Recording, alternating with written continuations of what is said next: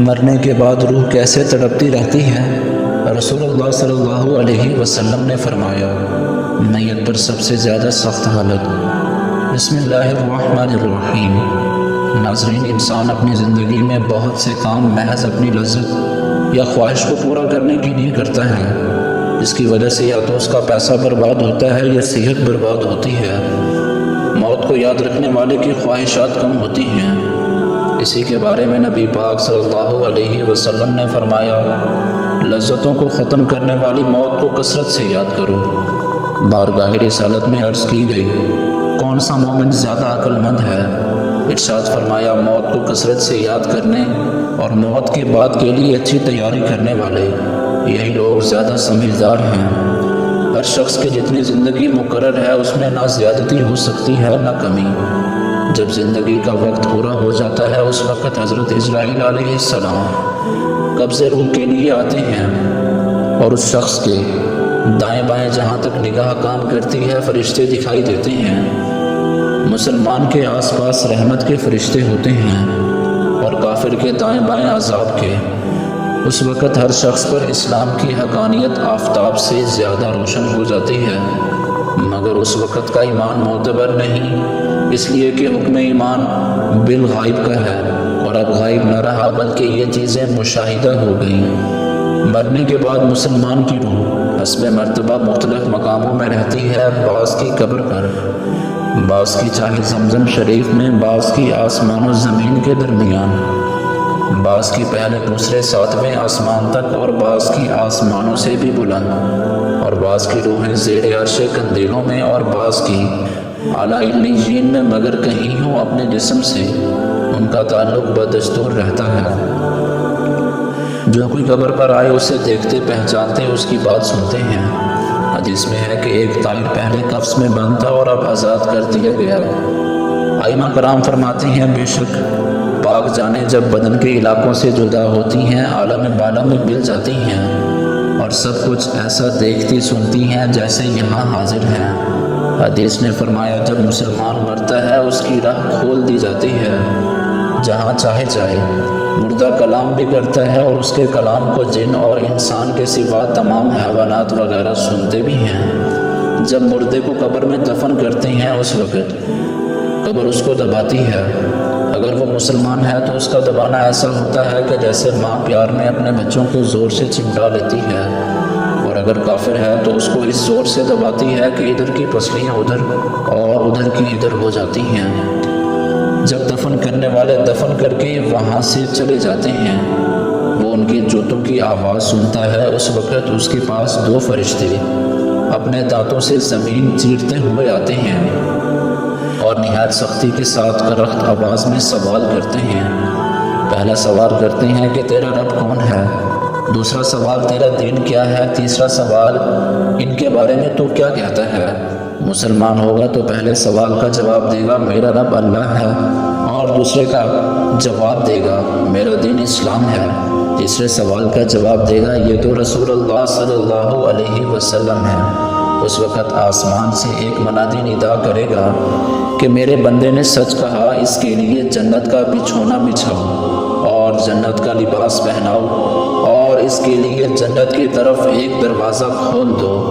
جنت کی نصیب اور خوشبو اس کے پاس آتی رہے گی اور جہاں تک نگاہ پھیلے گی وہاں تک اس کی قبر کشادہ کر دی جائے گی اور اس سے کہا جائے گا کہ تو سو جا۔ پہلے اس کے بائیں ہاتھ کی طرف جہنم کی کھڑکی کھولیں گے جس سے جلن اور گرم ہوا اور سخت بدبو آئے گی، پھر بند کر دیں گے۔ اس کے بعد داہنی طرف سے جنت کی کھڑکی کھولیں گے اور اس سے کہا جائے گا کہ اگر تم ان سوالوں کے صحیح جواب نہ دیتا تو تیرے واسطے وہ تھی اور اب یہ ہے، تاکہ اپنے رب کی نعمت کی قدر جانے کہ کیسی بلائے عظیم سے بچا کر کیسی نعمت عظمہ عطا فرمائی۔ اگر مردہ منکر ہے تو سب سوالوں کے جواب میں یہی کہے گا کہ افسوس مجھے تو کچھ معلوم نہیں، میں لوگوں کو کہتے سنتا تھا، خود بھی کہتا تھا۔ اس وقت ایک پکارنے والا آسمان سے پکارے گا کہ یہ جھوٹا ہے، اس کے لیے آگ کا بچھونا بچھاؤ اور آگ کا لباس پہناؤ اور جہنم کی طرف ایک دروازہ کھول دو اس کی گرمی اور لپیٹ اس کو پہنچے گی اور اس پر عذاب دینے کے لیے 2 فرشتے مقرر ہوں گے جو کہ اندھے اور بہرے ہوں گے۔ ان کے ساتھ لوہے کا گرز ہوگا کہ پہاڑ پر اگر مارا جائے تو پہاڑ خاک ہو جائے۔ اس ہتھوڑے سے اس کو مارتے رہیں گے سانپ اور بچھو، اسے عذاب پہنچاتے رہیں گے۔ اعمال اپنی مناسب شکل پر متشکل ہو کر کتا یا بھیڑیا یا اور شکل کے بن کر اس کو عذاب پہنچائیں گے، اور نیکوں کے اعمال حسن مقبول اور محبوب صورت پر متشکل ہو کر انس دیں گے۔ نبی کریم صلی اللہ علیہ وسلم نے فرمایا، موت کو کثرت سے یاد کیا کرو کیونکہ وہ گناہوں کو زائل کرتی ہے اور دنیا سے بے رغبتی پیدا کرتی ہے۔ سیدنا حسن بصری رحمۃ اللہ علیہ فرماتے ہیں، جس نے موت کی یاد دل میں بسا لی تو دنیا کی ساری مصیبتیں اس پر آسان ہو جائیں گی۔ ایک خاتون نے ام المومنین حضرت عائشہ صدیقہ رضی اللہ تعالی عنہ کی بارگاہ میں دل کی سختی کی شکایت کی تو آپ نے فرمایا، موت کو کثرت سے یاد کیا کرو، تمہارا دل نرم ہو جائے گا۔ ناظرین، حضور صلی اللہ علیہ وسلم نے فرمایا، موت کے بعد روح کیسے پکارتی ہے؟ میت کو سب سے زیادہ درد کب ہوتا ہے؟ مرنے کے بعد کا منظر کیسا ہوتا ہے؟ جانیے اس ویڈیو میں۔ حضرت زید سے روایت ہے کہ نبی کریم صلی اللہ علیہ وسلم نے فرمایا کہ میت پر سب سے زیادہ سخت حالت اس وقت ہوتی ہے جب غسل دینے والا اس کو نہلانے کے لیے آتا ہے، اس کی انگلی سے انگوٹھی اتارتا ہے، جسم سے لباس اتارتا ہے، سر سے عمامہ جدا کرتا ہے۔ اس کی روح بے چین ہو کر فریاد کرتی ہے، جس کی آواز جن و انس کے سوا سب سنتے ہیں اور کہتی ہے، اے نہلانے والے، تجھ کو خدا کی قسم میرے کپڑے بہت نرمی سے اتارو کیونکہ ملک الموت کے پنجے کی تکلیف سے مجھے پوری طور پر ابھی آرام نہیں ملا۔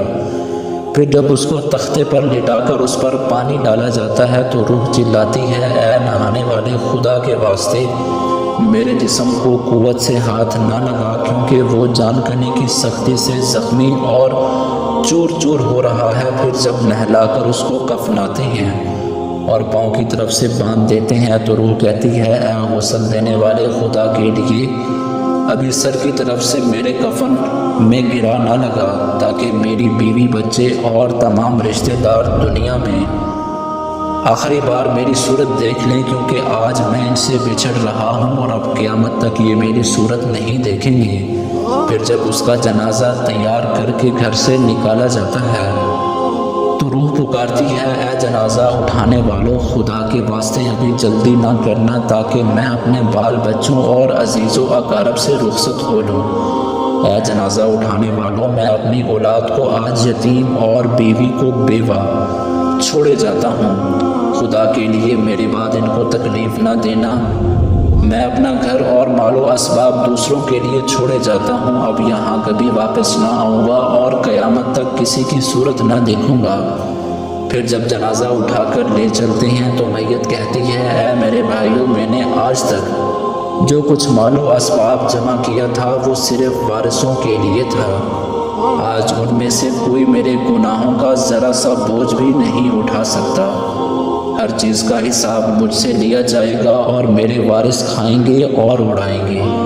پھر جب نماز جنازہ کے بعد دفن سے پہلے کچھ لوگ اپنے اپنے گھر جانے لگتے ہیں تو میت کہتی ہے، اے میرے بھائیوں، خدا کے واسطے ابھی سے ایسا ظلم نہ کرو، مرنے والا تم سے مانوس تھا اور تم دفن سے پہلے لوٹے جاتے ہو۔ پھر جب اسے قبر میں اتارتے ہیں تو میت کہتی ہے، اے میرے وارثوں اور ترکہ پانے والوں، میں نے جو کچھ مال جمع کیا تھا وہ سب تمہارے لیے چھوڑا، خدا کے لیے تم مجھ کو دعائے خیر اور فاتحہ سے بھلا نہ دینا۔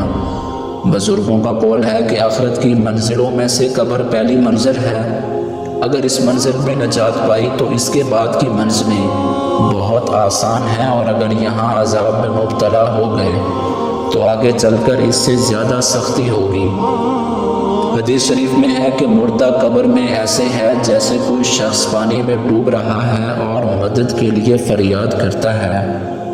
مردہ ہر وقت اپنے ماں باپ، بہن بھائی یا اولاد اور دوست وغیرہ اپنے پسماندگان سے دعائے خیر اور فاتحہ کا منتظر رہتا ہے۔ جب اس کو اس کے پسماندگان کی طرف سے کوئی تحفہ ثواب پہنچتا ہے تو اس کے لیے تمام دنیا اور جو کچھ دنیا میں ہے اسے محبوب و مرغوب ہوتا ہے، اور اللہ تعالیٰ اس کے رشتہ داروں کی دعائیں خیر کی ثواب کو قبرستان والوں پر پہاڑ کے برابر داخل فرماتا ہے۔ موت ایک دروازہ ہے جس میں سب لوگوں نے داخل ہونا ہے۔ حضرت عثمان رضی اللہ تعالیٰ عنہ جب کسی قبر پر جاتے تو اتنا روتے کہ ان کی داڑھی آنسوں سے تر ہو جاتی۔ آپ سے پوچھا گیا آپ جنت و جہنم کا تذکرہ کرتے ہیں تو نہیں روتے، مگر قبر کو دیکھ کر روتے ہیں؟ کہنے لگے رسول اللہ صلی اللہ علیہ وسلم نے فرمایا کہ قبر آخرت کی پہلی منزل ہے، لہٰذا اگر مرنے والا اس سے نجات پائے تو بعد کے مناظر اس سے کہیں زیادہ آسان ہیں، اور اگر اس کی تکلیف سے نجات نہ پائے تو بعد کے مراحل اس سے بہت زیادہ سخت ہیں۔ اور فرمایا کہ رسول اللہ صلی اللہ علیہ وسلم نے ارشاد فرمایا، میں نے کبھی کوئی منظر نہیں دیکھا مگر قبر اس سے زیادہ سخت ہے۔ یہ ہمارے لیے ان قبروں میں عبرت نہیں دیکھیں۔ مالدار، فقیر، طاقتور اور کمزور دنیا میں لوٹنے کی خواہش رکھتے ہیں، مال جمع کرنے اور محل بنانے کے لیے نہیں، بلکہ اس لیے کہ کاش ہمیں ایک نماز پڑھنے کی مہلت مل جائے، کاش ہم ایک دفعہ سبحان اللہ کہنے کی فرصت دی جائے۔ لیکن اب ناممکن ہے، اب اعمال نامے لپیٹ دیے گئے ہیں، روح جسم سے نکال لی گئی ہے، زندگی کی مہلت ختم ہے۔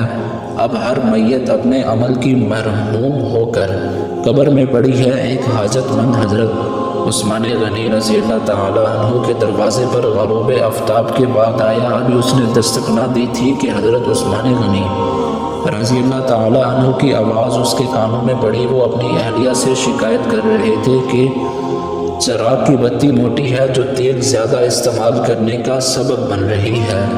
حاجت مند نے جو سنا تو وہ سوچتا ہی رہ گیا کہ وہ ایسے شخص سے حاجت پوری کرنے کی کیا توقع کرے جو تیل کے معمولی سے زیادہ خرچ پر اپنی بیوی کو سرزنش کر رہا ہے۔ اس نے ارادہ کیا کہ حاجت بیان کر کے دیکھوں، شاید میری کچھ امداد کر ہی دے۔ دستک سن کر حضرت عثمان غنی رضی اللہ تعالیٰ عنہ باہر آئے۔